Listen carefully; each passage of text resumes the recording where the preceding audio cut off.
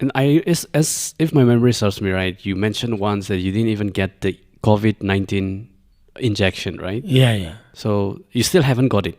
Yes. So how the vaccines? So Yeah. why didn't you take it? Because people were dying of COVID, and if you didn't take the injection, the vaccines, there were high chances that if you get contracted with the virus, people don't normally survive. Why was that? I mean, why didn't you take it? As I told you, I believe in God. I believe in medical science and doctors because God has given them wisdom. But when you look at the COVID history, when the pandemic started, even before, the COVID pandemic was declared, and without proper testing, proper medical testing, animal trial, the COVID vaccine was already brought out. So one thing that comes to your mind, and one thing you know from all the evidence is, even before the pandemic was declared, the vaccine was already in their hand. So as a science student, we know that at least 7, 8 or more years is required for implementation of any vaccine. And CDC, they have also, that's where all the vaccine get censored or accepted. They have also said that vaccination should not be mandatory. And they've also said that it should be people's choice. Okay. But when COVID vaccine was implemented, it was mandatory. So there's something fishy about that. And the other thing is, just within a few days or months, the COVID vaccine is being brought out. Not even a year. So I can't mention the name, but there are so many doctors who are well known to me, who have done their specialization and super specialization. They too have not been vaccinated.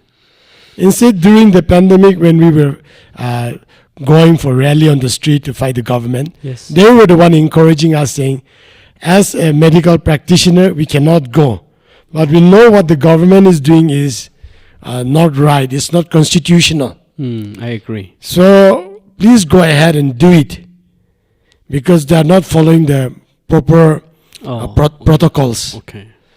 And so with all those encouragement, and on top of that, the most important thing was we prayed, and God never gave us the peace to go for the vaccine.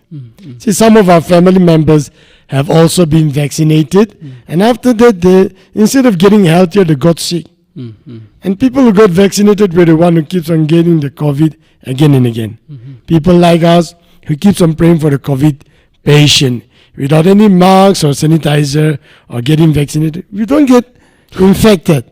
Seriously, you went to pray for this COVID patient without wearing Yes, mask? without masks, without sanitizer, without vaccine.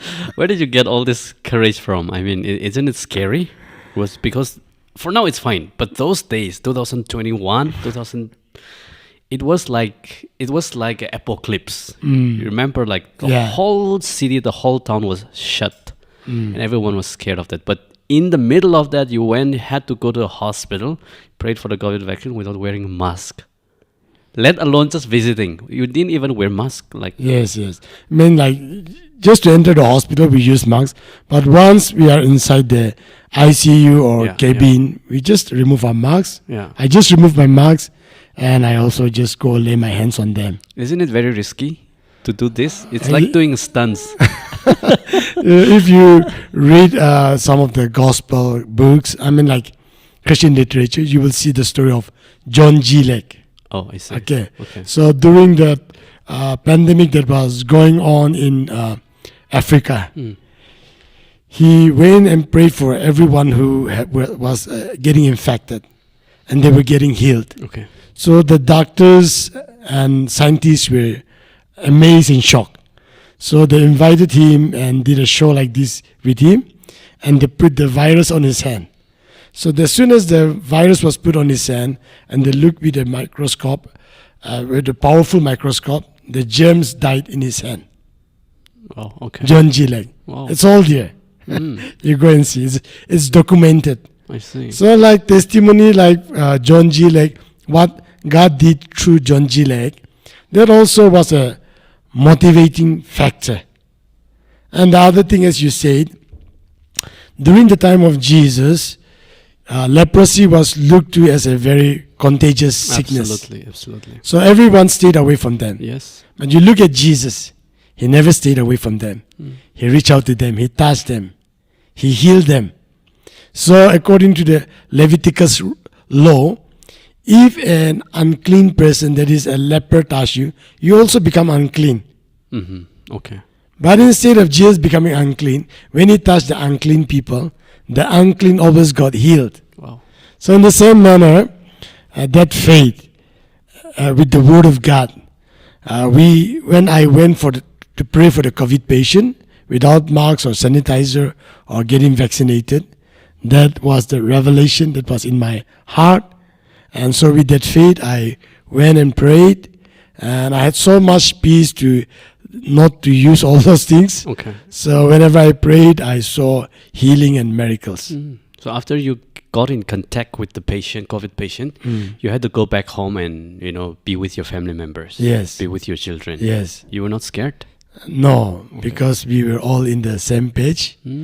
I have 3 children. That time they were the youngest one was hardly 1 year or 2 year like that. Okay. And the middle one was 1 year older to her, and then the eldest one was just 4 or 5 years like that.